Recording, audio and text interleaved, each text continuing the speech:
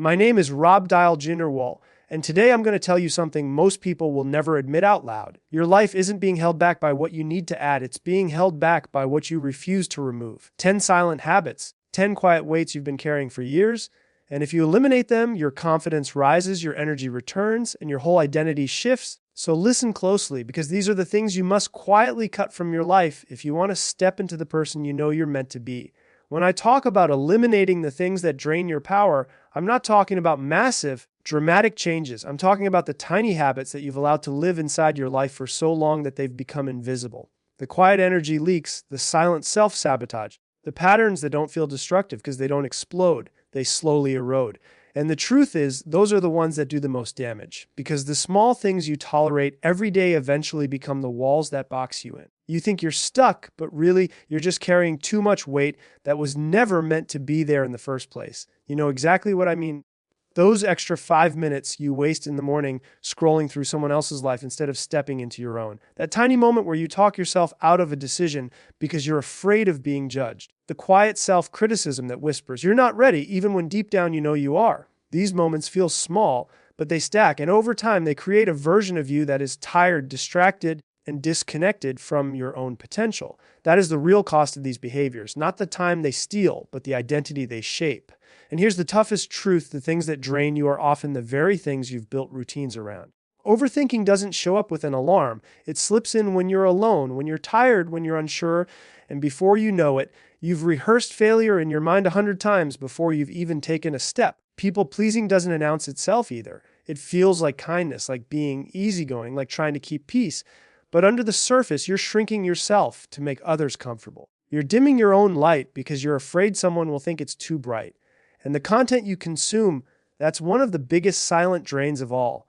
You think you're taking a break, but sometimes you're feeding your brain everything that makes you feel behind. The highlight reels, the drama, the noise. Every piece of content you consume is feeding either your strength or your insecurity. It's building either your confidence or your doubt.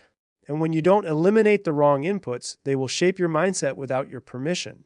But here's the power you don't realize you have. Removal is often more transformative than addition. Most people think they need more discipline, more motivation, more inspiration. But the truth is, you already have everything you need. It's just buried under habits that drain you. When you stop protecting those habits, when you stop pretending they're harmless, you unlock a version of yourself that feels lighter, sharper, more intentional. Imagine what your days would look like if you eliminated just one of these behaviors. Imagine what your confidence would feel like if you stopped talking yourself out of opportunities. Imagine what your energy would feel like if you woke up and didn't immediately pull your mind into the noise of other people's lives. Imagine how much more you could grow if you stopped giving your attention to things that don't deserve it. You're not stuck, you're distracted. You're not failing, you're leaking energy in places that don't matter. And eliminating these habits doesn't require perfection. It requires awareness. It requires honesty. It requires the willingness to say, this is draining me and I'm done feeding it. You take back your power not by fighting the old patterns, but by refusing to keep living in them. The moment you stop tolerating the behaviors that weaken you, you create space for the habits that strengthen you. And that's when the shift begins quietly, internally, powerfully. Because the truth is simple, your life changes the moment you stop giving energy to what destroys you. When we talk about eliminating the silent influences that shape your identity, we're talking about something far deeper than just cutting out negativity. We're talking about the forces that program your thoughts, your habits, your emotions, and ultimately your self-image without you even noticing. Most people think they're making their own decisions, but the truth is, decisions are shaped by the environment long before they become choices. You become what you're surrounded by. Not instantly, not dramatically, but slowly, quietly, inevitably. And if you don't take control of the influences around you, those influences take control of you. Think about the people in your life right now. Not the obvious ones, not the loud ones, but the subtle ones. The ones who never directly discourage you, but somehow you always feel smaller around them. The ones who don't tell you your dreams are unrealistic, yet they never once encourage you to pursue them. The ones who stay the same year after year and expect you to stay the same with them. You don't notice it at first because it doesn't show up as an attack. It shows up as comfort, familiarity, routine. But you start shrinking yourself to fit inside their version of you, not your own. Energy is contagious. Mindset is contagious. Even a person's fear is contagious. And when you're surrounded by people who live in fear, doubt, or mediocrity, that energy seeps into your decisions. Suddenly you move slower. You second guess yourself more. You start thinking smaller because that's the level everyone around you thinks on. You're not being held back by your lack of potential. You're being held back by the environment that keeps reinforcing the old version of you. But it's not just people. It's the content you consume, the conversations you participate in, the voices you listen to daily. Most people underestimate how much influence these things have because they don't feel loud. They feel normal.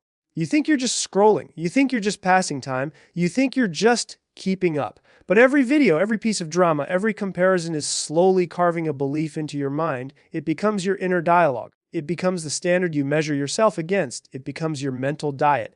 And here's the thing, your mind is always being fed, whether you choose the meal or not. So if you're not intentionally eliminating the content that drains you, it will quietly shape your identity into someone who never feels like enough. The algorithm isn't designed to make you confident. The world isn't designed to make you disciplined. Most voices aren't trying to help you grow. They're trying to keep you distracted. And distracted people rarely break their patterns. You've got to become ruthless about protecting your mind. Not in a harsh way, but in a self-respecting way. You protect what you value, and your mindset should be the most valuable thing you own. Because the truth is, the right environment doesn't just support your growth, it accelerates it.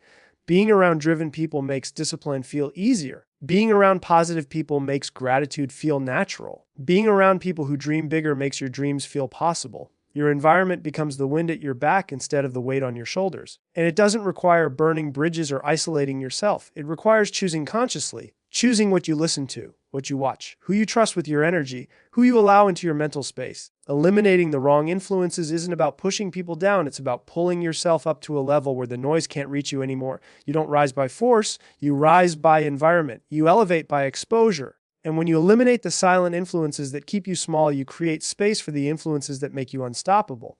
The hardest thing to eliminate from your life isn't a habit, a distraction, or a person. It's the older version of you that you've unconsciously stayed loyal to. The version that was built from your past experiences, your past wounds, your past fears, and your past limitations. That version feels familiar. It feels safe. It feels predictable. And even though it no longer matches who you're becoming, there's a part of you that still clings to it because it's the identity you've lived with for so long.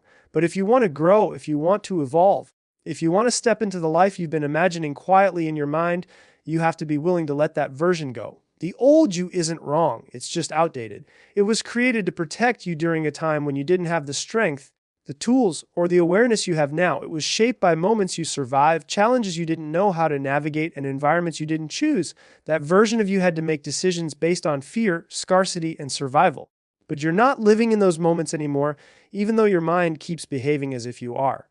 You're carrying a mindset that belongs to a chapter you've already closed. You can't build a new life with old patterns. You can't create a stronger identity on top of beliefs that whisper, stay small.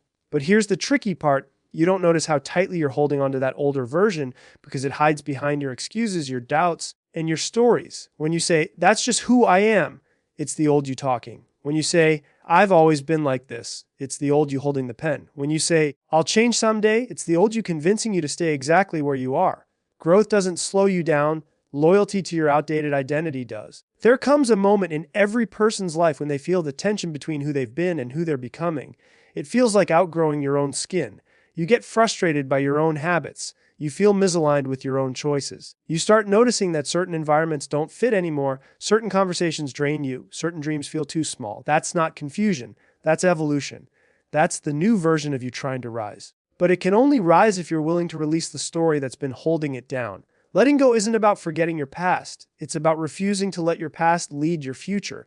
It's not about rejecting who you were. It's about acknowledging that who you were is not who you are meant to remain.